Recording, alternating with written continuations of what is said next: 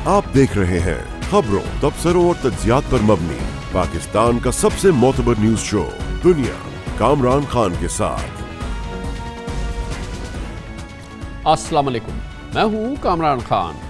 मुल्क अपनी तारीख के शदीद तरीन मुआशी बहरान से गुजर रहा है।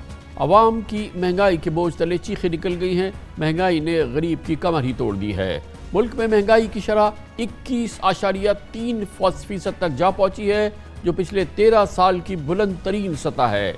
आज इदारा शुमारियात के मुताबिक मई के मुकाबले में जून में महंगाई 6.3% बढ़ गई। महंगाई का बोझ ज़्यादा देहात में और गरीब अवाम ने बर्दाश्त किया, जहाँ पिछले एक माह में महंगाई 6.5% इजाफे के साथ 23.6% हो चुकी है। गुज़िश्ता माली साल मुल्क में औसत महंगाई 12.15% रही। तशवीश की बात है कि इस माली साल में भी महंगाई में मज़ीद इजाफे का खदशा है। आज से हुकूमत ने पेट्रोलियम मसनूआत पर लेवी भी आयद कर दी है, जिससे कीमतों में मज़ीद इजाफा हो गया है। पेट्रोल पर लेवी 10 रुपये, जबकि डीजल और मिट्टी के तेल पर 5 रुपये लेवी आयद की गई है, जिसके बाद पेट्रोल की कीमत 248 रुपये 74 पैसे और डीजल की 276 रुपये 54 पैसे फी लीटर हो गई है। हालिया बजट के मुताबिक अभी हुकूमत को पेट्रोलियम मसनूआत पर लेवी को 50 रुपये फी लीटर तक ले जाना है, यानी पेट्रोलियम कीमतों में अभी और इजाफा होगा, जिसका बराह रास्त असर अवाम पर पड़ेगा, यानी आने वाले महीने भयानक होंगे। वज़ीर ख़ज़ाना मिफ्ताह इस्माइल का इतराफ़ है कि कम अज़ कम 3 महीने तक तो महंगाई काबू में नहीं आएगी। मौजूदा 11 जमाती इत्तेहाद ने तकरीबन एक माह में पेट्रोलियम मसनूआत की कीमतों में रिकॉर्ड इजाफा किया है। 27 मई से 30 जून तक के दौरान पेट्रोल 99 रुपये 15 पैसे फ़ी लीटर महंगा हुआ है, यानी 33 रोज़ में पेट्रोल की कीमत में 66% इजाफा किया गया है, जबकि डीजल 92% यानी 132 रुपये 39 पैसे फ़ी लीटर महंगा किया गया है। इसी अरसे में मिट्टी के तेल की कीमत 104 रुपये 26 पैसे फ़ी लीटर हो गई है। हुकूमत ने हालिया बजट में इस माली साल महंगाई की शरह 11.5% तक महदूद रखने का मंसूबा बनाया था, मगर माशी माहरीन समझते हैं कि ये रियलिस्टिक नहीं है। महंगाई पर काबू पाने के लिए मुमकिन तौर पर स्टेट बैंक ऑफ पाकिस्तान शरह सूद में इजाफा कर सकता है, जो पहले ही 13.75% पर पहुँची हुई है और सरमायाकार और बिजनेसमैन पहले ही परेशान हैं। आज की ये ताज़ा आदाद शुमार पाकिस्तान में बेपनाह महंगाई का एक बड़ा सबूत है और इसके असरात पाकिस्तान की तरक्की पे और फिर पाकिस्तान के मजमूई माशी सूरत हाल पर, इसके और फिर माशी ग्रोथ पर क्या होंगे, इन तमाम उमूर पर बात करते हैं। इसके लिए हमें ज्वाइन कर रहे हैं जनाब हारून शरीफ, माहिर मईशत हैं, आलमी बैंक की, वर्ल्ड बैंक की भी मुशावरत कर चुके हैं, सीनियर एडवाइज़र रह चुके हैं। बहुत बहुत शुक्रिया हारून शरीफ साहब। ये फरमाइएगा कि ये जो इन्फ्लेशन के नंबर्स आए हैं ये अनएक्सपेक्टेड तो नहीं हैं। यकीनन हमारे लिहाज से ये 13 साल की एक बड़ी हाई लेवल है, लेकिन ये उस वक्त है जब दुनिया भर में जो है रिकॉर्ड टूट रहे हैं, तो ये कोई एक्स्ट्रॉर्डिनरी डेवलपमेंट नहीं है। जी कामरान भाई, बहुत शुक्रिया। देखिए, ये जो डेवलपमेंट है ये एक्स्ट्रा ऑर्डिनरी तो है, गैर मामूली है। 2008 के बाद हम तकरीबन फिर उसी मकाम पर आए हैं। तो जो दुनिया के अंदर ट्रेंड्स हैं, जिन जिन ममालिक का जैसे आपने जिक्र किया इन्हिसार इम्पोर्टेड, इसेंशियल इम्पोर्टेड आइटम्स पर है, वहाँ वहाँ इन्फ्लेशनरी प्रेशर बढ़ता चला जा रहा है। ख़ास तौर पे लैटिन अमेरिका में बढ़ रहा है, लेकिन सरप्राइजिंगली साउथ एशिया के अंदर श्रीलंका को अगर हम साइड पे ले जाएं तो बाकी ममालिक ने खासी हद तक अभी तक उसको हाथ से नहीं निकलने दिया। यहाँ पर जो जैसे आपने अपने इब्तदाइया कलमात में बोला कि जो तवज्जो थी राइटली सो वो IMF प्रोग्राम और डिफ़ॉल्ट से बचने पर थी, लेकिन जो दिखाई जो मार्केट्स जैसे आप समझते हैं वो सिग्नल्स पर चलती हैं। ये इन गैर मामूली हालात में मुझे कोई सिग्नल्स नहीं दिखाई दे रहे कॉन्क्रीट कि हम क्या कर रहे हैं। हुकूमत बिजनेस एज यूजुअल कर रही है, उनकी वजारतें भी उतनी की उतनी हैं, उनके पर्क्स भी वहीं पर हैं, उनके एक्सपेंडिचर के अंदर कोई सब्सटेंशियल कट नहीं आया, PSDP के प्रोजेक्ट्स भी वहीं हैं। जो पास ऑन किया गया है वो कॉर्पोरेट सेक्टर को, प्राइवेट सेक्टर को, इंडिविजुअल को किया गया है। पेंशन्स के ऊपर कोई टैक्स नहीं है, चाहे वो 4, 5, 6 लाख हो। ये सिग्नल्स जब मार्केट लेती है तो मार्केट फिर जो है उसके अंदर स्पेकुलेशन भी आ जाती है और इन्फ्लेशनरी प्रेशर, ये तो हमारे नंबर्स ऑफिशियल हैं। आपको पता है कि इनफॉर्मल मार्केट के अंदर इन्फ्लेशन का प्रेशर भी बहुत होगा, कॉस्ट ऑफ डूइंग बिजनेस भी बढ़ गई है। میری ایک دو گزارشات ہیں اس میں کہ جیسے باقی ممالک جب میں دنیا میں کام کرتا تھا ہمیں جیسے ہم نے کووڈ کو ڈیل کرنے کے لیے NCOC ٹائپ ایک سیٹ اپ بنایا تھا, ہمیں اس طرح کا ایک سیٹ اپ چاہیے 2-3 چیزوں کو مانیٹر کرنے کے لیے.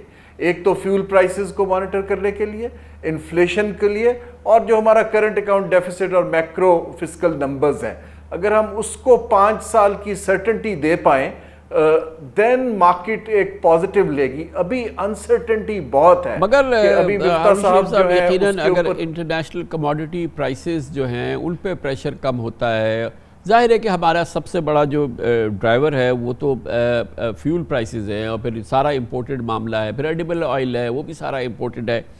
تو یہ جیسے جیسے انٹرنیشنل کموڈٹی پرائسز پہ پریشر کم ہوگا ویسے ویسے تو یہ انفلیشنری جو پریشر ہمارے یہاں ہے یہ کب ہو جائے گا. یہ ایک سسٹینڈ انفلیشن کی وبا نہیں لگ رہی ہے بظاہر.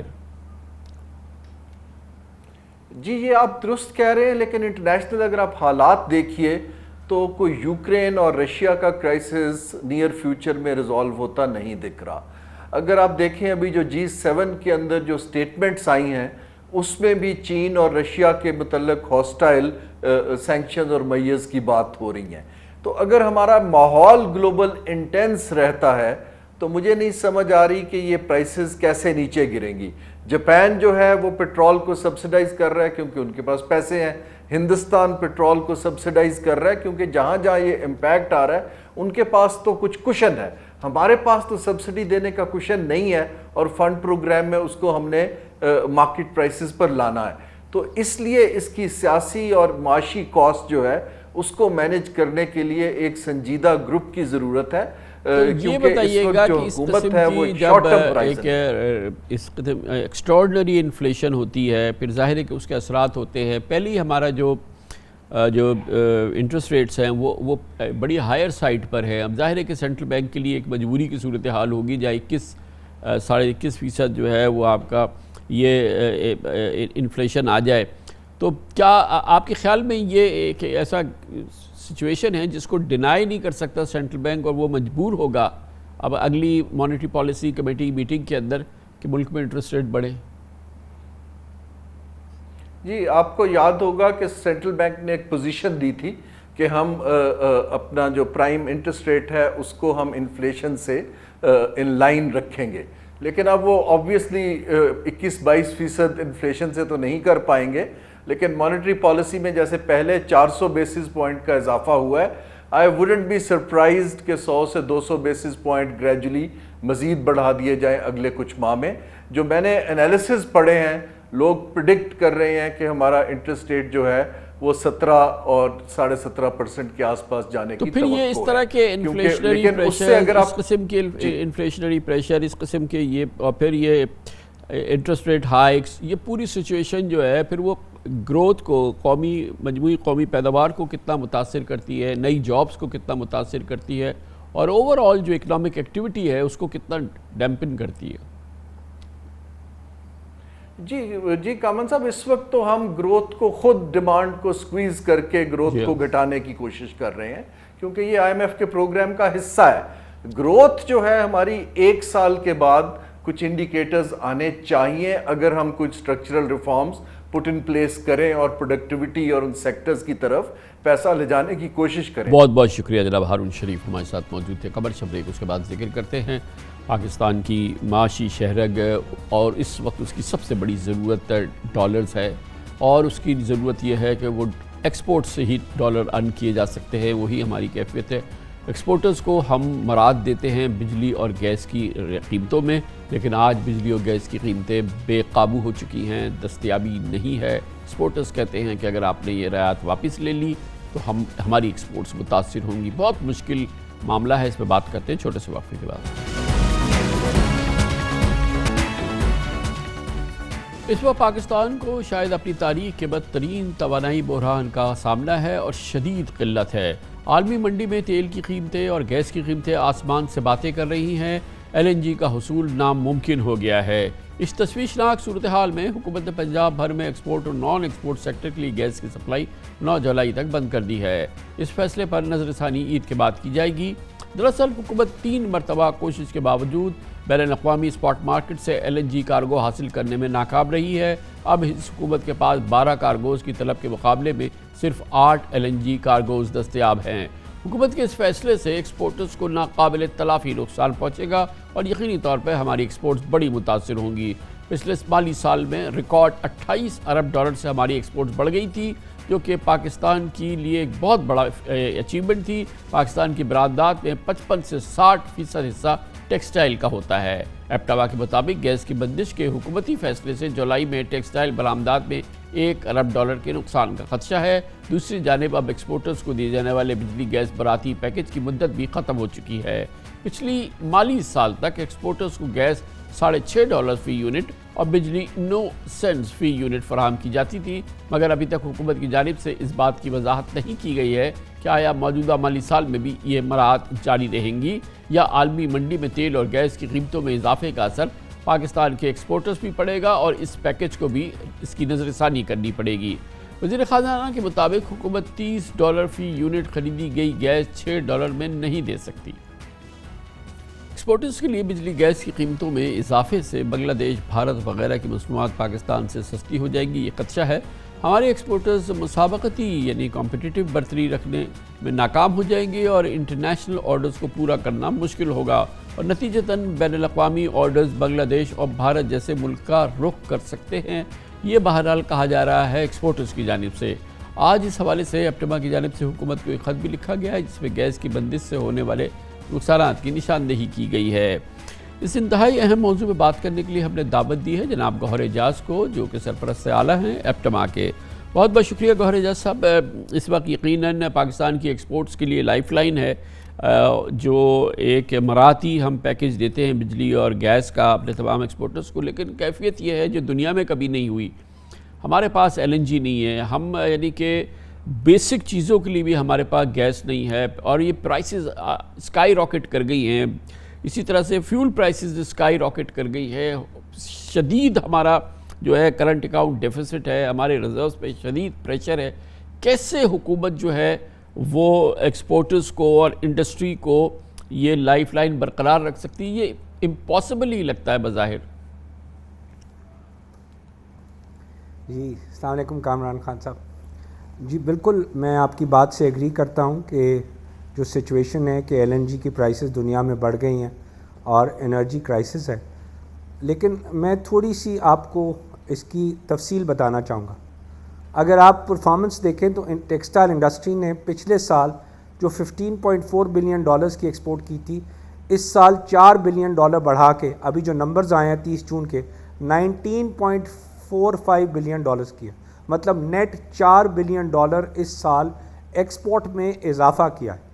यही एक्सपोर्ट जो थी जब 4 साल पहले, जब 2018 में एग्जैक्टली जब मैंने रीजनल कंपैटिटिव एनर्जी टैरिफ की बात की थी कि हमें वो टैरिफ दे दे जो चाइना, इंडिया, बांग्लादेश, वियतनाम पे हैं, तो हम इंशाल्लाह टेक्सटाइल की एक्सपोर्ट 5 साल में डबल कर देंगे। मैंने आप ही के प्रोग्राम में कहा था। आज 4 साल गुजरे हैं और अल्हम्दुलिल्लाह हमने $13.5 बिलियन से जो है $19.6 बिलियन नेट हमने एक्सपोर्ट सालाना की बेस पे इंक्रीज़ कर दिया। इस वक्त आपके इल्म में है कि 800 बिलियन का टर्फ जो कि $5 बिलियन के इक्विवेलेंट हमने इंडस्ट्री ने वो लोन लिया पिछले साल, वो सनत आके लगी खड़ी है अब, और $5 बिलियन हमारे बिजनेस प्रोग्राम में है कि हमने अगले साल एक्सपोर्ट और बढ़ानी है। मतलब हम $25 बिलियन की तैयारी पे बैठे हैं और मौजूद हैं। अब जो पूरा रीजनल कंपैटिटिव एनर्जी टैरिफ के ऊपर जो कॉस्ट आई है 4 साल में कामरान खान साहब, जो इंटरनेशनल प्राइसेस पे, वो एक्सपोर्ट का सिर्फ 2.4% है। मैं रिपीट करता हूँ, एक्सपोर्ट का पूरी जो टेक्सटाइल सेक्टर ने एक्सपोर्ट किया है पिछले साल $19.4 बिलियन, उसका टोटल कॉस्ट सिर्फ 2.4% आई है। हम ये कह रहे हैं कि सनत को बंद करके, उसकी सप्लाई बंद करके एनर्जी की, और हम जो है वो 7% पे सूद के ऊपर पैसा बोरो करेंगे, लेकिन सनत को बंद कर देना चाहिए। मैं कामरान खान साहब इस बात से बिल्कुल मुत्तफिक नहीं हूँ, क्योंकि जो है ये 4 साल में प्रूव हो गया कि रीजनल कंपैटिटिव एनर्जी टैरिफ क्या है, 2.4% कॉस्ट है। रीजनल कंपैटिटिव एनर्जी टैरिफ का फ़ायदा क्या है, तो 13 سے 19.5 کی ایکسپورٹ پہنچ گئی. تو یہ بتائیں نا کہ یہ نمبرز جو ہیں یہ بالکل کنونسنگ نمبرز ہیں، لیکن یہ فرمائیے کہ اگر مثال کے طور پہ آج آپ کو یہ فیصلے کرنے ہوں تو آپ کیا کریں گے پاکستان کی گیون سچویشن کے اندر؟ آج کی سچویشن میں آپ بتائیں نا کہ آپ کیا اس کا سلوشن نکال کے دیں گے، اور جو حکومت کے پریشرز ہیں، یہ سارے معاملے ہیں، پولیٹیکل گورنمنٹ ہے، وہ کیسے مینیج کرے؟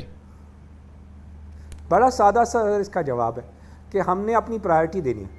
ہمیں جو فیصلے کرنے ہیں وہ فیصلے اکنامکس پہ کرنے چاہیے، ہمیں پاپولسٹ ووٹ کے لیے نہیں کرنے چاہیے. اور یہ اس حکومت نے پروف کیا ہے کہ جناب وہ پاپولسٹ فیصلے نہیں کر رہی، وہ اکنامک فیصلے کر رہی ہے. لیکن جہاں پہ یہ فیصلہ آیا کہ ہم نے انڈسٹری چلانی ہے ایکسپورٹ اورینٹڈ، یا ہم نے جو ہے وہ بجلی بنانی ہے جو یا گیس دینی ہے کنزیومرز کو، تو وہ فیصلہ وہاں پہ پرائرٹی چینج ہو گئی. میرا پوائنٹ آف ویو ہے کہ انڈسٹری کو، یہ جو ایکسپورٹ انڈسٹری ہے، پنجاب کو صرف 100 MMCFD چاہیے، سندھ کو 400 چاہیے. 500 MMCFD کی ٹوٹل ریکوائرمنٹ ہے. ہماری نیچرل گیس 3000 MMCFD ہے، یہ 16% ٹوٹل بنتی ہے.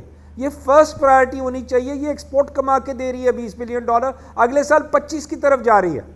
پنجاب سارا سنگل سائیکل، میں نے آپ کے پچھلے سال پروگرام میں کہا تھا، ہم بجلی پہ کنورٹ ہو گئے، اور بجلی کا ٹیرف ابھی تک حکومت نے نہیں دیا جو کمٹ کیا تھا.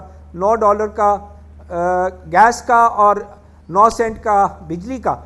1 جولائی سے ابھی ہمارے پاس کوئی ٹیرف پنجاب میں نہیں ہے. اس وقت جو ہے وہ 40 روپے پر یونٹ ہو گئی ہے بجلی، اور یہ 9 سینٹ پہ آپ کو دینا، مطلب حکومت کو یہ 4 ٹائمز زیادہ مہنگی ہے اس وقت جو کرنٹ ہے اس کا ٹیرف. تو کیسے حکومت افورڈ کرے گی اسے؟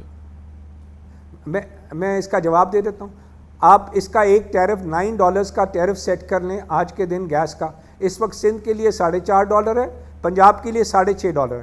میں پروپوز کر رہا ہوں کہ پورے پاکستان کا ٹیرف اس وقت $9 کر دیں پوری ایکسپورٹ انڈسٹری کے لیے. صرف اس فیصلے سے آپ کے پاس 200 MMCFD گیس بچ جائے گی، کیونکہ سنگل سائیکل والے جتنے ہیں وہ سب کے سب بند ہو جائیں گے، وہ بجلی پہ کنورٹ ہو جائیں گے. اسی 200 MMCFD سے آپ 1200 میگا واٹ بجلی بنا لیں، اسی سیکٹر کو دے دیں. آپ کے پاس $1 کی سبسڈی نہیں ہوگی. اس وقت یہ جو کاسٹ کہہ رہے ہیں ہم $40 بنا رہے ہیں، اور ہم جو ہے 9 سینٹ کا مطلب $18 میں دیں گے. ہم کیسے دیں؟ میں یہ کہہ رہا ہوں کہ وہ جو $40 بنا رہے ہیں اس کے اندر لائن لاسز ہیں، اس کے اندر کسٹمر کے ٹرانسمیشن لاسز ہیں 20% کے، وہ تو ویسے ہی 60% ریکوری ہے. یہ سیکٹر 100% ریکوری والا ہے، یہ 0% لائن لاسز والا ہے. یہ سیکٹر وہ سیکٹر ہے جو کہ آپ کو دنیا سے کمپیٹ کر رہا ہے. اس کو آپ ڈومیسٹک آپ لاسز نہیں ڈال سکتے اس سیکٹر کے اوپر، نہیں تو آپ دوبارہ سے وہیں چلے جائیں گے جہاں 2018 میں. کامران خان صاحب، آپ نے بہت محنت کی ہے اس صنعت کے لیے کہ جو ہے جو ہمارا کیس آپ کے پروگرام کے تھرو پیش ہوتا رہا ہے، اس کا رزلٹ دے رہا ہوں میں آج 30 جون کو. آج کیا کرنٹ سٹیٹس ہے ویسے گور صاحب؟ یہ بتائیے گا کہ آبویسلی ایک تو آپ کا جو ٹیرف کا جو یہ پیریڈ تھا، جو ایک زمانہ تھا، جو ایک اس کی ڈیڈ لائن تھی، وہ ایکسپائر ہو گئی ہے، اور یہ گورنمنٹ پیکیج ایکسپائر ہو گیا ہے، اور اوور آل اس کا پریشر ہے ظاہر انڈسٹری پر اور ایکسپورٹس پہ. ویسے کیا کرنٹ اس وقت سٹیٹس ہے؟ آپ کدھر جا رہے ہیں؟ کرنٹ سچویشن یہ ہے کہ اس وقت پنجاب کے اندر آج میرے خیال میں 70% انڈسٹری بند ہو گئی 1 جولائی کو، کیونکہ انہوں نے ٹیرف تو دیا نہیں، بجلی کا بھی ٹیرف ہمارے پاس نہیں ہے. اور جو پروسیسنگ، صرف میں نے جیسے کہا صرف پروسیسنگ کے لیے جو کو جنریشن تھی اس پہ جو فنشنگ پوائنٹ ہے، اگر آپ کا کپڑا پرنٹ ہی نہیں ہوگا تو وہ کپڑا کیوں بنے گا لوم پہ، اور اگر کپڑا نہیں بنے گا تو اسپننگ میں دھاگا کیوں بنے گا؟ سارا چین. اور پیچھے فارمر اب کاٹن لے کے بیٹھا ہوا ہے، ادھر سے کاٹن کو لیپس کر رہی ہے جو ہے، کیونکہ پورا سیگمنٹ اس پہ ڈیپینڈنٹ ہے کہ فنشنگ چلے. اور اس کے لیے صرف پنجاب میں 100 MMCFD چاہیے تھی، سندھ کے اندر 400 دے رہے تھے، اس کے لیے بھی انہوں نے کرٹیلمنٹ کر دی. ناؤ دی سچویشن از کیا اس صورت میں اگر ہم 9 دن گیس بند رکھیں گے صنعت کی، تو آج لیبر فارغ کر دی انڈسٹری نے، تو اب وہ انڈسٹری کی لیبر عید پہ واپس نہیں آنی، تو یہ 15 دن کا گیپ پڑ گیا. تو $2 بلین کی انڈسٹری ہو گئی ہے مہینے کی ایکسپورٹ. اس کا آپ نے 15 دن بند کر دیں تو $1 بلین 15 دن میں آپ نے ایکسپورٹ پروڈکشن کو ختم کر دیا. $1 بلین کا IMF پروگرام لینے کے لیے ہم نے پتہ نہیں کیا کیا کر دیا، اور ہم اپنے ہاتھ سے $1 بلین کی انڈسٹری بند کر دی۔ مگر دیکھیں گور صاحب، یہ تو نہ کہیں $1 بلین کا IMF پروگرام نہیں، اگر IMF پروگرام نہ ہو تو ہم تو ڈیفالٹ کر جائیں گے اسٹریٹ اوے۔ یہ تو کوئی اس میں کوئی راکٹ سائنس نہیں ہے، یہ تو بالکل اسٹریٹ فیکٹس ہے۔ خان صاحب، میں تو ایبسولوٹ ویلیو ٹرمز کی بات، اس کی نوشنل ویلیو کیا ہے؟ ایکسپورٹ اگر آپ بند کر دیں گے $20 بلین کی، مجھے نہیں پتا کہ اس کو بند کر کے پھر کیا ملے گا ہمیں۔ ہمارے پاس یہی انڈسٹری ہے خان صاحب جو پاکستان نے بنائی ہے، جو کہ $25 بلین پہ جا رہی ہے، جہاں ہمیں $1 بلین IMF سے نوشنل قرضہ ملنے کی امید ہے $21 بلین کی۔ یہ ایبسولوٹ وے میں ملک کے اندر صنعت چلا کے، خالصتاً ایکسپورٹ کے پیسے کما کے، اپنی لیبر کو امپلائمنٹ دے کے، اپنی کاٹن کو کنورٹ کر کے $25 بلین کا پوٹینشیل اس سال کا آج کے دن انڈسٹری لگی کھڑی ہے۔ فیصلہ تو حکومت نے کرنا ہے کہ جو ہے وہ اس کو صنعت کو پرائرٹی دینی ہے یا صنعت کو ایکسپورٹ انڈسٹری کو پرائرٹی نہیں دینی۔ بہت بہت شکریہ جناب گوہر اعجاز، ایپٹما کی ایکسپورٹرز کی پاکستان کی انڈسٹری کی بپتا سنا رہے تھے۔ کمرشل بریک، اس دوران آپ نیوز ہیڈ لائنز دیکھیں، اس کے بعد ہم اپنے پروگرام کے باقی حصے کے ساتھ واپس آتے ہیں۔ قومی مفاہمت کی ضرورت جتنی آج پاکستان کو ہے، اس سے پہلے کبھی نہیں تھی۔ ملک کی شدت سے تقسیم ہے، معاشی بحران ہے، ہر طرف سے سیاسی چپ خلش کی وجہ سے لوگ پریشان ہیں۔ اس موقع پہ اگر سیاسی مفاہمت کے حوالے سے امید کی کرن بھی پھوٹے تو پاکستانیوں کے لیے اس سے اچھی کوئی خبر نہیں ہے، اور آج وہ ہلکی سی امید، موہوم کرن جو ہے وہ پھوٹی ہے۔ یہ ہوا ہے آج پاکستان کے 60% آبادی والے صوبے پنجاب میں، جہاں پر 3 ماہ سے جاری سیاسی اور آئینی بحران میں آج قرار آ گیا ہے۔ یہ ایسے ممکن ہوا ہے کہ سپریم کورٹ آف پاکستان نے پنجاب کے بحران کا آج ایک غیر روایتی حل ڈھونڈ لیا اور حمزہ شہباز کو وزیر اعلیٰ پنجاب برقرار رکھتے ہوئے 22 جولائی کو وزارت اعلیٰ کے لیے نئے الیکشن کرانے کا حکم دے دیا۔ چیف جسٹس عمر عطا بدیال کی سربراہی میں جسٹس اعجاز الاحسن اور جسٹس جمال خان مندوخیل نے فریقین کے اتفاق رائے سے انتہائی مصالحانہ فیصلہ سنایا اور 3 ماہ سے جاری پیچیدہ سیاسی اور آئینی مسئلہ حل کر دیا۔ بہت بہت شکریہ chief justice Umar Ata Bandial, justice Ijaz ul Ahsan, justice Jamal Mandokhail. P T I Noon league P P P ایک پیج پر ہو گئے آج، یہ ایک معجزے سے کم نہیں۔ حوصلہ افزا پیش رفت ہے کہ آج عمران خان اور چودھری پرویز الہی نے حمزہ شہباز کو 22 جولائی تک وزیر اعظم رہنے پر بھی تائید کی ہے، جبکہ پس پردہ نواز شریف، آصف زرداری، وزیر اعظم شہباز شریف نے سیاسی کشمکش کو سلجھانے کے لیے ایک قدم بڑھایا۔ گویا ملک کو ہیجانی کیفیت میں مفاہمت کے خاکے میں آج پہلی ایک میں نے کہا ہلکی سی جھلک نظر آئی ہے۔ اللہ کرے ملک کی سیاسی قوتیں اور مقتدر حلقے پنجاب کی طرح وفاق میں بھی اسی افہام و تفہیم سے کام لیں۔ آج سپریم کورٹ میں ایک موقع پہ پی ٹی آئی اور قاف لیگ کے موقف میں واضح تضاد نظر آیا۔ پی ٹی آئی کے امیدوار پرویز الہی اور پی ٹی آئی کے وکیل بابر اعوان میں نئے الیکشن تک حمزہ شہباز کی وزارت اعلیٰ برقرار رکھنے پر اختلاف رہا۔ عدالت نے پارٹی قیادت سے مشاورت کی اجازت دی، جس کے بعد بابر اعوان نے بینچ کو بتایا کہ عمران خان سے پور پر رابطہ کیا ہے اور انہوں نے حمزہ شہباز کو دوبارہ انتخاب تک وزیر اعلیٰ تسلیم کیا ہے۔ اس وقت قوم کی امید ہے کہ سپریم کورٹ مرکز میں بھی ایسی عدالتی مصالحت کروا دے تو پورا پاکستان ہاتھ اٹھا کر اس عدلیہ کو سپریم کورٹ آف پاکستان کو دعائیں دے گا۔ اس بات کے اختتام پر چیف جسٹس عمر عطا بدیال نے ریمارکس دیے کہ اللہ کا شکر ہے کہ کسی صورت سے معاملہ ٹل گیا اور کسی حد تک سیاسی گروپس میں اتفاق رائے پیدا ہو گیا ہے۔ یہ کسی کی ہار یا جیت نہیں ہے بلکہ تمام فریقین کی کامیابی ہے۔ چیف جسٹس آف پاکستان کا کہنا تھا کہ قومی اسمبلی میں اپوزیشن نہ ہونے سے بہت نقصان ہوا ہے۔ وزیر اعلیٰ پنجاب کے انتخاب کے معاملے پر لاہور ہائی کورٹ کے 5 رکنی بینچ کے کل کے فیصلے کے خلاف آج سپریم کورٹ اسلام آباد اور لاہور رجسٹری میں ویڈیو لنک پر سماعت ہوئی۔ چیف جسٹس عمر عطا بدیال کی سربراہی میں جسٹس اعجاز الاحسن اور جسٹس جمال خان مندوخیل نے دوپہر 1:30 بجے سے شام 5:30 بجے تک 4 گھنٹے سماعت کی اور بالآخر پنجاب کے سیاسی و آئینی بحران کا حل نکال لیا۔ سماعت کے دوران بینچ نے 3 مرتبہ آدھے گھنٹے کے لیے وقفہ لیا۔ وزیر اعلیٰ پنجاب حمزہ شہباز اور اسپیکر پنجاب اسمبلی چودھری پرویز الہی کو سپریم کورٹ لاہور رجسٹری میں طلب کیا گیا۔ اس دوران فاضل جج صاحبان نے بھی مشاورت کی، جبکہ عدالت نے فریقین کو باہمی صلاح مشورے اور پارٹی قیادت سے اجازت کی بھی مہلت دی۔ چیف جسٹس عمر عطا بدیال نے ریمارکس دیے کہ درخواست گزاروں کے لیے 2 آپشنز ہیں کہ 2 دن میں وزیر اعلیٰ پنجاب کا دوبارہ انتخاب کرایا جائے یا پھر حمزہ شہباز 17 جولائی تک وزیر اعلیٰ رہیں۔ پی ٹی آئی کے وکیل بابر اعوان نے گورنر کو صوبہ چلانے اور نگراں سیٹ اپ کی تجویز دی، مگر عدالت نے دونوں تجاویز سے اتفاق نہیں کیا۔ جسٹس اعجاز الاحسن نے کہا کہ آپ نے تو صرف 7 دن مانگے تھے، اس طرح آپ کو زیادہ وقت مل رہا ہے۔ جسٹس جمال خان مندوخیل نے ریمارکس دیے کہ سیاستدان اپنے مسئلے خود حل کریں، اگر ہمارے پاس آئیں گے تو پھر ہماری بات ماننا پڑے گی۔ آج سماعت کے دوران پی ٹی آئی اور قاف لیگ منقسم نظر آئی۔ عدالت میں چودھری پرویز الہی نے حمزہ شہباز کو وزیر اعلیٰ تسلیم کرنے کی مشروط آمادگی ظاہر کی، جبکہ بابر اعوان نے 2 ٹوک انداز میں کہا کہ پرویز الہی کے موقف سے اتفاق نہیں کرتے، جبکہ پی ٹی آئی کے رہنما میاں محمود الرشید نے پرویز الہی کے موقف کی تائید کی اور کہا کہ اگر حمزہ شہباز کو کام جاری رکھنے کی اجازت دی جاتی ہے تو پہلے یہ تعین کیا جائے کہ حمزہ شہباز الیکشن کی راہ میں رکاوٹ نہیں ڈالیں گے۔ چودھری پرویز الہی اور میاں محمود الرشید کے موقف سے عدالت میں اسد عمر اور فواد چودھری نے بھی اختلاف کیا، جبکہ بابر اعوان نے بینچ سے پی ٹی آئی کے چیئرمین عمران خان سے مشاورت کی مہلت مانگی۔ چیف جسٹس عمر عطا بندیال نے بابر اعوان کو مشاورت کی اجازت دیتے ہوئے ریمارکس دیے کہ آپ اور آپ کے امیدوار ہی ایک بینچ پر نہیں۔ فواد چودھری نے کہا کہ حمزہ شہباز قائم مقام وزیر اعلیٰ ہوں گے۔ چیف جسٹس نے ریمارکس دیے کہ حمزہ شہباز کے لیے قائم مقام کا لفظ استعمال نہیں کریں گے۔ سماعت کے دوران اس وقت ڈرامائی موڑ سامنے آیا جب پی ٹی آئی کے وکیل امتیاز صدیقی نے عدالت کو بتایا کہ ان کی ایڈوکیٹ جنرل پنجاب اور حمزہ شہباز کے وکیل سے مشاورت ہوئی ہے۔ پنجاب حکومت تیار ہے کہ وزیر اعلیٰ کا انتخاب ضمنی الیکشن کے 3-4 روز بعد ہو جائے۔ بابر اعوان نے بھی بینچ کو بتایا کہ عمران خان نے حمزہ شہباز کو دوبارہ انتخاب تک وزیر اعلیٰ تسلیم کر لیا ہے۔ چیف جسٹس عمر عطا بندیال نے ریمارکس دیے کہ 3 ماہ کا بحران ہم نے 3 سیشنز میں حل کر دیا ہے۔ آج پی ٹی آئی نے لاہور ہائی کورٹ کے کل کے فیصلے کو چیلنج کرتے ہوئے سپریم کورٹ سے درخواست کی تھی کہ حمزہ شہباز کو وزارت اعلیٰ سے ہٹایا جائے، کیونکہ ان کی موجودگی میں پنجاب اسمبلی کی 20 نشستوں پر شفاف ضمنی الیکشن نہیں ہو سکتے۔ کل عمران خان نے بھی اپنے ویڈیو پیغام میں یہی موقف پیش کیا تھا۔ تاہم ملک کی سیاست کے لیے خوشائند بات ہے کہ آج عمران خان نے نہ صرف حمزہ شہباز کو بطور وزیر اعلیٰ تسلیم کر لیا، بلکہ ان کی وزارت اعلیٰ میں ہی اب ضمنی الیکشنز بھی ہوں گے۔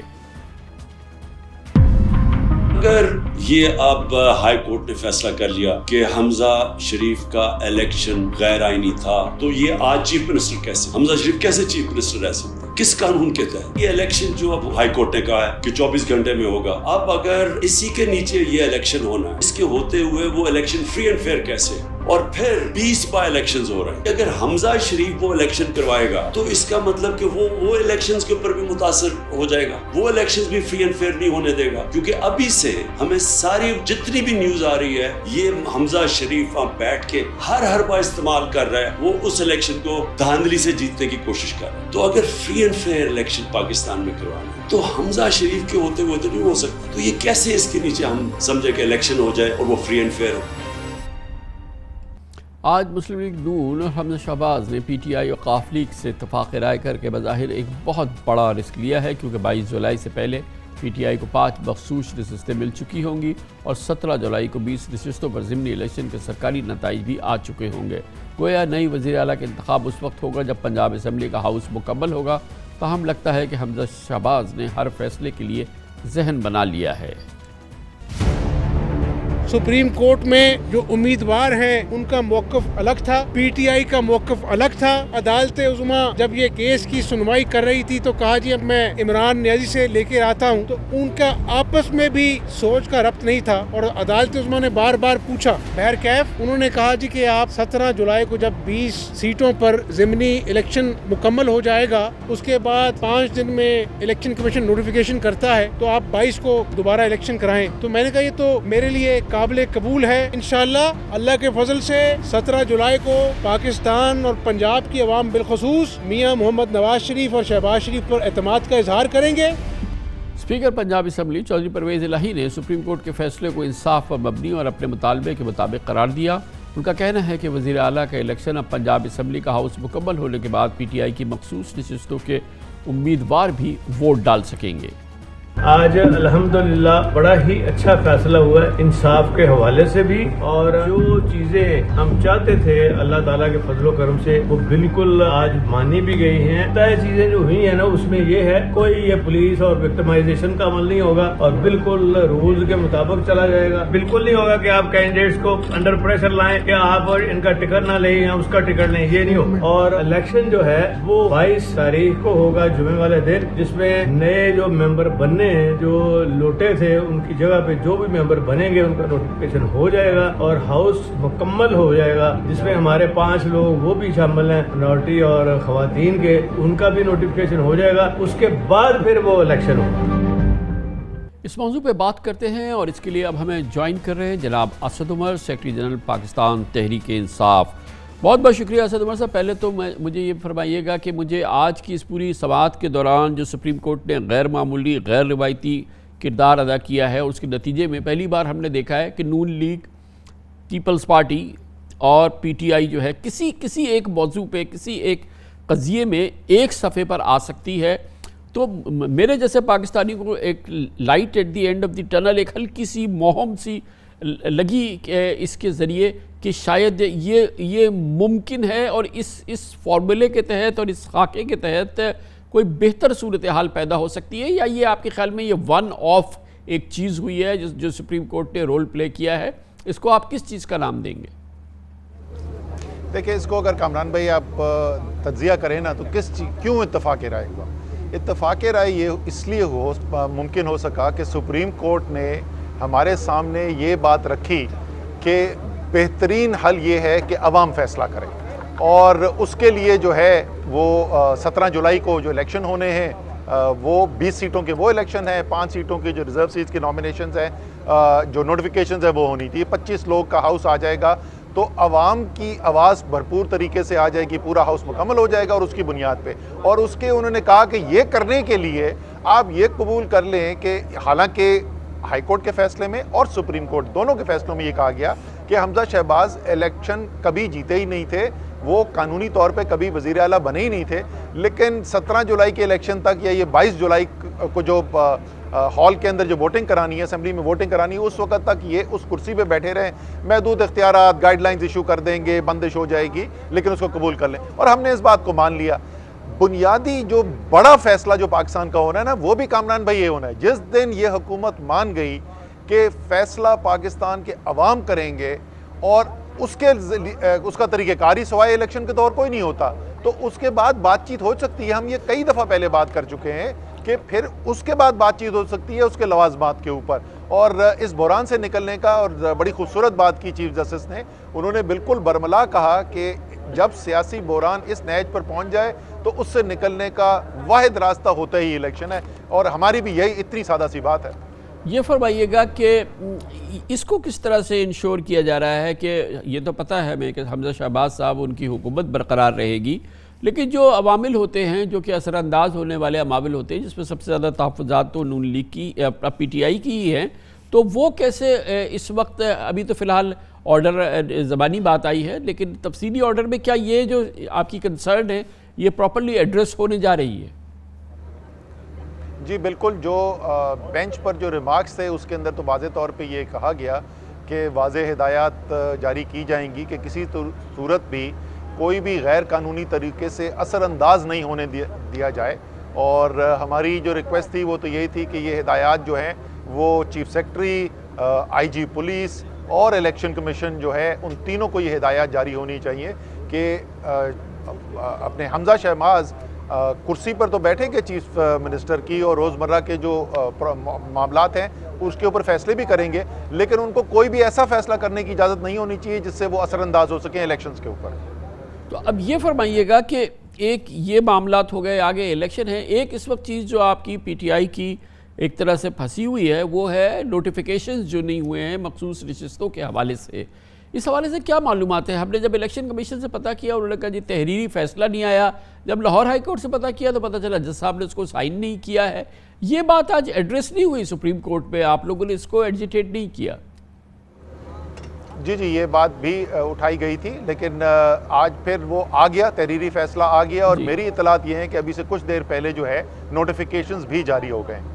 اچھا یہ فرمائیے گا کہ اب یہ جو سارا معاملہ ہے یہ چلا گیا ہے الیکشنز پہ، یعنی ضمنی الیکشن 20 نشستوں کے ضمنی الیکشنز، تو آپ کا اعتماد برقرار ہے کہ یہ الیکشن آپ جیتیں گے؟ گو کہ یہ پچھلے الیکشن میں جو تمام امیدوار جو کہ پی ٹی آئی میں شامل ہو گئے تھے، پی ٹی آئی کا حصہ بن گئے تھے، وہ آپ کے مد مقابل ہوں گے اور وہ الیکٹیبل سمجھے جاتے ہیں ان علاقوں کے۔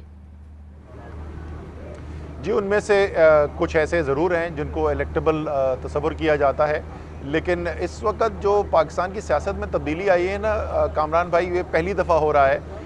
شہروں کے اندر پارٹی کا ووٹ بینک ہوا کرتا تھا، لیکن دیہات کے اندر وہی دھڑے کی سیاست اور مقامی سیاست جو ہے نا وہی اثر رکھتی تھی۔ یہ پہلی دفعہ ہوا ہے کہ دیہاتوں کے اندر، اور اس کی ایک چھوٹی سی مثال اگر آپ میں میڈیا کے پوائنٹ آف ویو سے اس کی مثال دوں، آپ اس وقت ٹک ٹاک دیکھ لیں، اور جو سب سے زیادہ مؤثر سیاسی بیانیہ اس وقت آ رہا ہے موجودہ صورتحال کے اوپر ٹک ٹاک میں، وہ دیہات سے بنے ہوئے ٹک ٹاک ہیں۔ تو ایک اور یہ تمام ہمارے جو کینڈیڈیٹس ہیں وہ سب یہ کہہ رہے ہیں کہ جی پچھلے الیکشن تک ہمیں دیہاتوں کے اندر اتنا تحریک انصاف کا یہ عمران خان کا ووٹ بینک نہیں نظر آتا تھا، آج ہمیں دیہات کے اندر عمران خان کا ووٹ بینک نظر آ رہا ہے۔ ایک تو موجودہ بیانیہ جو ہے، خودداری کا بیانیہ جو ہے، آزادی کا بیانیہ ہے، اس کا بہت بڑا اثر ہے، لیکن پچھلے 2 سال کے اندر خصوصی طور پر آپ کو پتہ ہے، آپ معیشت پہ نظر رکھتے ہیں، جتنی زراعت نے ترقی کی، ریکارڈ فصلیں ہوئیں، تمام سوائے کپاس کے تمام بڑی فصلیں ریکارڈ فصل ہوئی، اور قیمت جو ملی کسان کو وہ پہلے کبھی نہیں ملی تھی، اور ان دونوں چیزوں کو ملا کے ایک بہت بڑی خوشحالی آئی۔ اور اس کے بعد اب جو صورتحال ہے، اس کے ٹیوب ویل کے بجلی کے ریٹ بڑھائے جا رہے ہیں، کسان کے ڈیزل مہنگا کیا جا رہا ہے، تو اس کی وجہ سے دیہات کے اندر بھی ایک لہر ہے۔ میرا اپنا ذاتی تجزیہ، کیونکہ میں اس کو مانیٹر بھی کر رہا ہوں، الیکشن سیل جو پارٹی کا ہے وہ میرے ساتھ کام بھی کرتا ہے، میرے موجودہ تجزیے کے مطابق 13 سے 15 سیٹس جو ہے وہ انشاءاللہ تعالیٰ تحریک انصاف جیت رہی ہے ان 20 میں سے۔ بہت بہت شکریہ جناب اسد عمر ہمارے ساتھ موجود ہے۔ خبر سے بریک اسد عمر صاحب کی آبزرویشن، اس پر ہم حکومتی موقف لیں گے، نون لیگ کا موقف ہمیں دیں گے۔ وفاقی وزیر قانون جناب اعظم نذیر تارڑ ہمارے ساتھ ہوں گے چھوٹے سے وقفے کے بعد۔ Welcome back. آج کا سپریم کورٹ آف پاکستان کا انتہائی غیر معمولی فیصلہ، جس نے پاکستان میں جاری بہت بڑے سیاسی بحران کا، پنجاب کے سیاسی بحران کا حل نکالا ہے، مذاکراتی حل، اور ایک روز کے اندر غیر معمولی غیر روایتی سماعت کے ذریعے سپریم کورٹ آف پاکستان نے اس بہت بڑے بہت ہی کرٹیکل قضیے کا حل نکالا، اور یقیناً ہم جیسے لوگوں کے لیے یہ امید کی کرن بنی کہ شاید یہ جو انداز تھا یہ خاکہ بن جائے پاکستان کے دوسرے بڑے مسائل کے حل کے لیے، خاص طور پہ وفاق میں اس وقت جو صورتحال ہے، تباہ کن صورتحال ہے، کیا ایسا کوئی مذاکراتی حل پورے پاکستان کے لیے اور خاص طور پہ آئندہ آنے والے الیکشنز کے حوالے سے ڈھونڈا جا سکتا ہے؟ آج کی اس پوری ڈیولپمنٹ پہ اب ہم بات کریں گے۔ اس وقفے سے قبل ہمارے ساتھ جناب اسد عمر تھے، اب ہمیں جوائن کر رہے ہیں وفاقی وزیر قانون جناب اعظم نذیر تارڑ۔ بہت بہت شکریہ تارڑ صاحب۔ فرمائیے گا کہ پہلی چیز تو یہ ہے کہ آج جس طرح کا ماحول بنا اور سپریم کورٹ نے غیر روایتی اور بہت ہی غیر معمولی انداز سے قومی بحران کو، پنجاب کے اس بحران کو حل کیا، اور اس کے اندر ہم جیسے پاکستانیوں کو یہ ہوا کہ اچھا کسی صورت بھی ممکن ہے کہ Noon league, P T I, peoples party, یہ تمام جماعتیں اور فریقین جو ہے وہ کسی ایک صفحے پہ جمع ہو سکتے ہیں۔ کیا یہ ایک ون آف چیز آپ کو لگ رہی ہے جو سپریم کورٹ کی وجہ سے اس وقت ہو گئی ہے، اور یہ ٹیمپلیٹ کیا بن سکتی ہے کہ آئندہ جو پاکستان کو ضرورت ہے، جس کے بغیر پاکستان نہ سروائیو کر سکتا ہے نہ ترقی کر سکتا ہے، کہ بہرحال ایک بنیادی ایجنڈے پہ پاکستان کی جماعتیں اور سیاستدان اور سیاسی قوتیں جمع ہوں، کیا اس کی یہ کیوں بن سکتا ہے، یہ ایک بنیاد بن سکتی ہے کسی ایسی سوچ کی؟ بہت شکریہ کامران خان صاحب۔ میں ابھی سن رہا تھا اسد عمر صاحب کے جو ریمارکس تھے، دیکھیے وہ تو ابھی بھی الٹا سوچ رہے ہیں، چیزوں کو ایگزیجریٹ کر رہے ہیں۔ کبھی وہ کہتے ہیں کہ حمزہ شہباز صرف ایک کٹھ پتلی وزیر اعلیٰ ہوں گے، یعنی وہ بیٹھے ہوں گے، ان کی پاورز، حالانکہ ایسی کوئی بات نہیں ہوئی۔ میرے خیال میں ہمیں عدالتی کم از کم جو پروسیڈنگز ہیں ان پہ بڑا فیئر ہونا چاہیے ایک دوسرے کے ساتھ۔ آپ ساروں نے سارا دن اس کیس کو کور کیا ہے، سنے آپ لوگوں نے ٹی وی پہ، اب تو ایک ایک چیز میڈیا پہ اویلیبل ہوتی ہے، کوئی اس طرح کی چیز نہیں تھی۔ ہم نے بھی دیکھیے قانون بہت واضح ہے کہ جلد از جلد انتخاب ہونا ہے، اس میں لکھا ہوا ہے as soon as the office is vacant اور وداؤٹ اینی ادر بزنس، لیکن ہم نے خود ان کی آفر پہ لچک دکھائی اور ہم نے کہا کہ ہمارے پاس آج اکثریت ہے، کوئی وجہ نہیں ہے کہ الیکشن کو پوسٹ پون کیا جائے، ایک دن اور دے دیں۔ اور آپ کو یاد ہوگا کہ پروسیڈنگز کے اوائل میں جسٹس اعجاز الاحسن صاحب نے بڑے واضح الفاظ میں کہا کہ 7 دن کی جو آپ بات کر رہے ہیں، آئین کو دیکھیں تو 7 دن بھی نہیں بنتے، یہ تو 1 نہیں اور 2 دن میں ہونا چاہیے، اور میکسیمم لوگوں کو اتنا ٹائم دیں کہ پاکستان کے کسی بھی کونے سے ووٹر آ سکے۔ اس کے باوجود حمزہ شہباز شریف صاحب نے کہا کہ اگر عدالت کی یہ منشا ہے یا عدالت کی یہ خواہش ہے، عدالت چاہتی ہے کہ یہ امیکیبلی ہو، تو بالکل ہم تیار ہیں ہر طرح کے تعاون کرنے کے لیے. اور اسی وجہ سے پھر کورٹ نے ایک فریق سے یہ منوایا کہ حمزہ شہباز کنٹینیو کریں گے چیف منسٹر آفس میں، اور حمزہ شہباز صاحب سے یہ منوایا کہ آپ اس کو ضمنی انتخابات کے بعد اگر الیکشن لے جائیں تو آپ کنسنٹ دے دیں، اور یہ امیکیبلی. کامران صاحب، جو آپ نے باتیں کی، ہر محب وطن اور درد دل رکھنے والے پاکستانی کی یہی سوچ ہونی چاہیے، اور ہے بلا شبہ. یہ پولرائزیشن ہمیں کھا گئی ہے. یہ پولیٹیکل پولرائزیشن کی پرائس جو ہم دے رہے ہیں وہ آپ کے سامنے ہے. آپ کو یاد ہوگا جب عمران خان صاحب نے حکومت سنبھالی اور شہباز شریف صاحب کو لیڈر آف اپوزیشن منتخب کیا گیا، تو انہوں نے اپنی پہلی تقریر میں کہا تھا کہ آئیں بیٹھیں ہمارے ساتھ. جو تلخیاں تھیں انتخابات میں، ہم نہیں کہتے 2018 میں سسٹم بیٹھ گیا، ہم نہیں کہتے الیکشن رگ ہوا نہیں ہوا. اب اگر ہم نے فیصلہ کر لیا ہے پارلیمان میں آنے کا اور اسمبلی میں بیٹھ گئے ہیں، تو آئیں اس ملک کی معیشت کو آگے لے کے چلیں اور ایک میثاق معیشت کریں. لیکن ان کی بات پہ مذاق اڑائے گئے، کہا گیا کہ ان کو تو جیل میں ڈالنا ہے، ان کے ساتھ کون سی میثاق ہوتی ہے، برابری کے ہوتے ہیں معاہدے، تو یہ کون سا معاہدہ ہے، ہم چوروں کے ساتھ معاہدہ نہیں کریں گے. اور آج پاکستان 3.5 پونے 4 سال کے بعد جس نہج پہ کھڑا ہے، یہ تو 3.5 سال یہ کہتے رہے کہ یہ 25 سال پرانی ساری خرابیاں ہیں جن کی وجہ سے یہ سارا ہوا ہے، اور ہم اب آہستہ آہستہ ٹھیک کر رہے ہیں. اور چوتھے سال میں آ کے کہنا شروع کیا کہ ہاں ہمیں لگ رہا ہے ہم بہتر کر رہے ہیں اور کر لیں گے. تو یہ سمجھتے ہیں، کوئی ذی شعور آدمی کامران صاحب یہ سمجھے گا کہ 2 مہینے میں یہ ساری بربادی ہوئی ہے. پھر آ جاتے ہیں طاہر صاحب اسی پنجاب کے معاملے پہ. تو یہ فرمائیے گا کہ کیا عدالت عظمیٰ نے جہاں اتنا بڑا کلیدی کردار ادا کیا ہے اس چیز کو ریزالو کرنے کے لیے، وہ اس بات کو یقینی تو بنائے گی کہ جو وقت کی حکومت ہوتی ہے، جو وزیر اعلیٰ ہوتے ہیں، جو حکومت ہوتی ہے، یقیناً وہ بڑے فیصلہ کن انداز میں اثر انداز ہو سکتی ہے انتخابات میں. وہ اس بات کو یقینی تو بنائیں گے کہ وزیر اعلیٰ تو ہیں حمزہ شہباز، لیکن وہ ان انتخابات پہ ان کی انتظامیہ اور وہ اثر انداز نہ ہو سکیں. کامران صاحب، آپ کی بڑی گہری نظر ہے سیاست کے اوپر. الیکشن کمیشن کے جب سے قوانین بدلے ہیں 2017 سے اور کوڈ آف کنڈکٹ چینج ہوا ہے، آپ کے سامنے ہوگا کہ پچھلے دور حکومت میں بھی الیکشن کمیشن پہرا دیتا تھا، اور ابھی بھی دیتے ہیں، کہ کوئی وزیر اعظم، وزیر اعلیٰ، وزیر، سفیر جو ہے وہ ضمنی انتخاب والے حلقے میں نہ جائے. اور باقاعدہ جرمانے ہوتے ہیں، سسپینشنز ہوئی ہیں، یہاں پہ کنٹیمپٹ کے نوٹسز بھی ہو سکتے ہیں. آپ نے دیکھا کہ اب تک کی کیمپین میں کوئی حکومتی عہدیدار اس حلقے میں داخل نہیں ہوا. یہ ویسے ہی آئین اور قانون کی منشا ہے اور لکھا ہوا ہے اس میں. اور جب کبھی یہ کام کیا گیا، جب بھی پی ٹی آئی نے حلقے چوری کرنے کی کوشش کی اور ان کی چوری پکڑی گئی، آپ نے انجام دیکھ لیا جو ڈسکا میں ہوا ہے. اور اب جو وہ انکوائری ہے 230 صفحے کی سنیں، اس کی رپورٹ لکھی گئی ہے، اس میں ہوش ربا انکشافات آئے ہیں. اس وقت کے ڈی ایس پی نے سنیں یہ بھی کہا ہے کہ 30 پولنگ آفیسرز تھے، ان کو ڈی پی او آفس میں بند رکھا گیا تھا، اور پھر انہیں ایلیور کر کے روانہ ہم سے یہ حلفیہ بیان لیے گئے تھے کہ آپ یہ کریں گے. لیکن دیکھیے کہ پھر کیا انجام ہوا پی ٹی آئی کا. پاکستان مسلم لیگ نون اور اتحادی جماعتوں میں یہ کلیئرٹی ہے کہ جو کام انہوں نے کیے ہیں، جو بربادی سسٹم کی پچھلی حکومت نے کی، ہم وہ نہیں کریں گے. آپ نے دیکھا کہ پچھلے 2-2.5 ماہ سے ہم نے پورا ریسٹرینٹ ایکسرسائز کیا ہے ایون اکاؤنٹیبلٹی کے ایشو پہ، کہ جب تک کوئی کیس بلیک اینڈ وائٹ میں سامنے نہیں آ جاتا اور ناقابل تردید ثبوت سامنے نہیں آ جاتے، کسی کے خلاف کوئی مقدمہ کھڑا کر کے گرفتار نہ کیا جائے. گرفتاری تب ہو جب انکوائری ایک دفعہ سیٹسفائیڈ ہو. ان کے دور میں تھا کہ پہلے جیل میں ڈالو، 6-8 ماہ کے بعد کہو کہ اب پتہ چلا ہے کہ الزامات غلط ہیں یا صحیح ہیں یا عدالت ریلیف دے. تو انشاءاللہ یہ گورنمنٹ کی اور اتحادی جماعتوں کی پالیسی ہے کہ ہم پبلک کے ووٹ سے انشاءاللہ العزیز الیکٹ ہوئے لوگوں کے ساتھ کھڑے ہوں گے.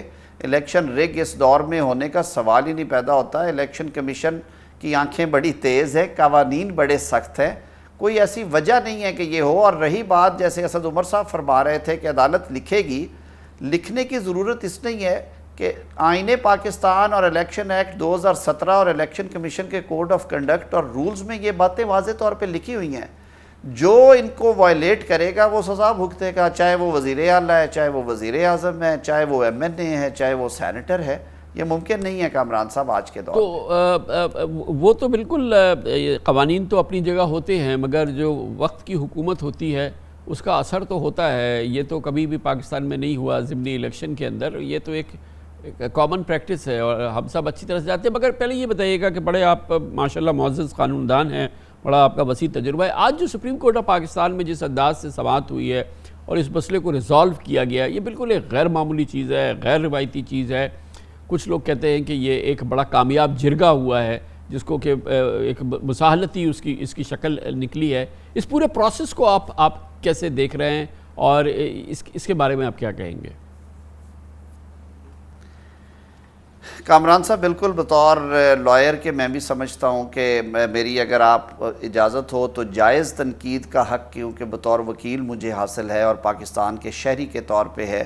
میں سمجھتا ہوں کہ لاہور ہائی کورٹ کا فیصلہ بھی جو ہے وہ آئین اور قانون کے عین مطابق نہیں تھا، اور پھر ظاہر ہے آج جو اپیل میں فیصلہ ہوا اگر آپ کہیں کہ اسے آئینی طور پہ درست کہا جائے تو شاید میں اپنے speaking for my self I have certain reservations, کیونکہ جو عدالتی فیصلے ہیں اور وہ بھی پھر اوپینین ایڈوائزری جورسڈکشن میں سر ان کو ریٹروسپیکٹو لگانا، آپ کو یاد ہوگا جب 186 کا ریفرنس چل رہا تھا اور 63A کی تشریح درکار تھی تو بارہا یہ استدعا کی گئی عدالت سے کہ قومی اسمبلی اور صوبائی اسمبلی کے انتخابات ہونے جا رہے ہیں، آپ سٹے جاری کریں کہ یہ ووٹ ڈل تو سکتے ہیں لیکن یہ گنے نہیں جائیں گے، یا یہ subject to decision of the proceedings ہوں گے.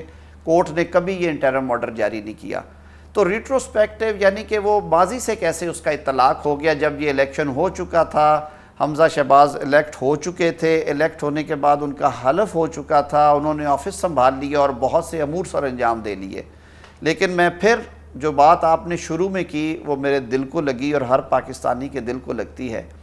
چیف جسٹس صاحب نے اس اتنے زیادہ پولرائز پولیٹیکل سسٹم میں ایک روایتی دیہاتی بیک گراؤنڈ سے تعلق ہونے کی وجہ سے انہوں نے کوشش کی ہے کہ اگر یہ قانونی طریقے سے نہیں سمجھ رہے تو کم از کم روایتی اور پنچایتی طریقے سے انہیں سمجھایا جائے کہ بھائی تھوڑے سے ہولڈ یور ہارسز، ملک کی معیشت کو دیکھیں آج ملک کہاں پہ کھڑا ہے. لیکن اور میں تھوڑا سا مل کے ایک اجتماعی کیا یہ جس کو آپ نے پنچایتی اور غیر روایتی اور غیر معمولی میں نے کہا جرگہ اسٹائل، لیکن مسئلہ تو ملک کا ایک بہت بڑا حل ہو گیا اس سے. لیکن آپ جیسے قانون دان کیا کچھ شاکی ہیں کہ یہ پھر یہ ایک روایت نہ بن جائے، یہ ایک طریقہ کار نہ بن جائے جس سے کہ مسائل کا حل ہو، ورنہ اس طرح کے مقدمے تو نہ جانے کتنے ہفتوں مہینوں چلتے ہیں اور کتنے 24 گھنٹے ٹیلی ویژن پہ چل رہے ہوتے ہیں. چند گھنٹوں کے اندر یہ ایک بڑا یونیک ایکسپیرینس ہے. نہیں سر، میں تو کہہ رہا ہوں کہ مجھے تو کیس کے بنیاد کے حوالے سے تکلیف ہے کہ یہ تشریح جو ہے یہ آنی نہیں تھی چاہیے کہ عدالت عظمیٰ کے یا عدالت عالیہ کے فیصلوں کو ریٹروسپیکٹیولی اپلائی کرنا یہ بہت انہونی بات ہے. ہماری جورسپروڈنس میں اس طرح نہیں ہوا. ہو گیا، ہونے کے بعد اس کی اپیل گئی. اپیل میں اگر چیف جسٹس صاحب نے اور ان کے بینچ نے اپنی عقل سمجھ کے مطابق، شعور کے مطابق یہ سمجھا کہ اس کو حل کرنے کا ایک طریقہ یہ ہے کہ اسے پیور میرٹ کی بجائے جو اس وقت رائج سیاست ہے اور اس میں جس قدر تلخیاں ہیں اور جس قدر قدورتیں جنم لے رہی ہیں، انہوں نے اس آگ کو ٹھنڈا کرنے کی کوشش کی ہے. یہ ایک مستحسن قدم ہے اور آئسولیٹڈ کیسز میں اس طرح کے اقدامات لیے جا سکتے.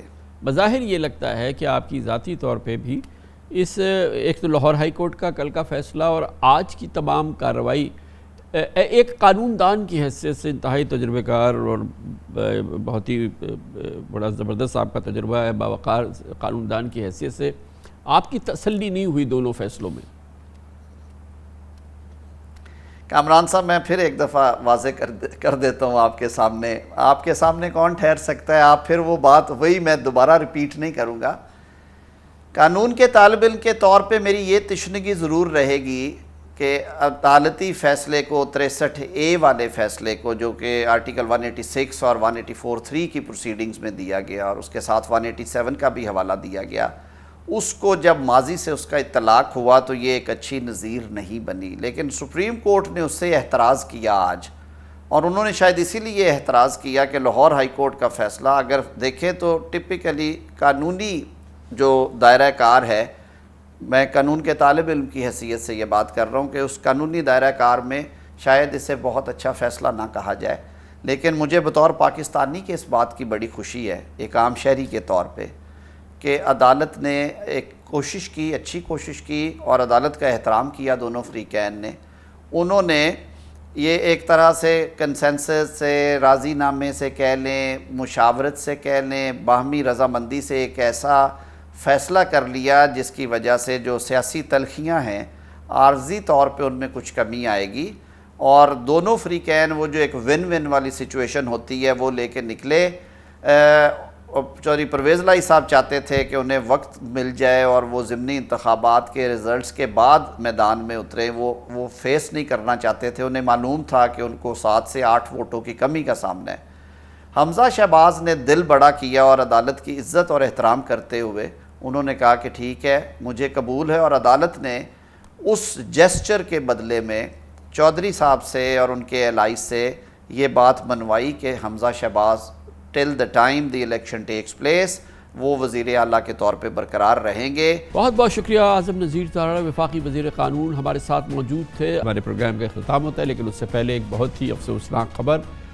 پاکستان کے ممتاز سینئر صحافی، دنیا نیوز کے بہت ہی معزز ہمارے سینئر کولیگ جناب ایاز ضمیر پر آج حملہ ہوا ہے، جس وقت وہ ہمارا مقبول پروگرام تھنک ٹینک، جس کے وہ ایک بہت امپورٹنٹ پارٹیسپینٹ ہے، اس پروگرام میں شرکت کر کے نکل رہے تھے کہ ان پر تشدد کیا گیا اور حملہ آوروں نے ان کا موبائل فون چھین لیا، ان کو زد و کوب کیا گیا، اور یقینی طور پہ یہ ایک بہت بڑی، بہت ہی ایک مکروہ حملہ ہے، اور ایک ایسی سازش ہے آزادی صحافت کے لحاظ سے اور اظہار رائے کی آزادی کے لحاظ سے۔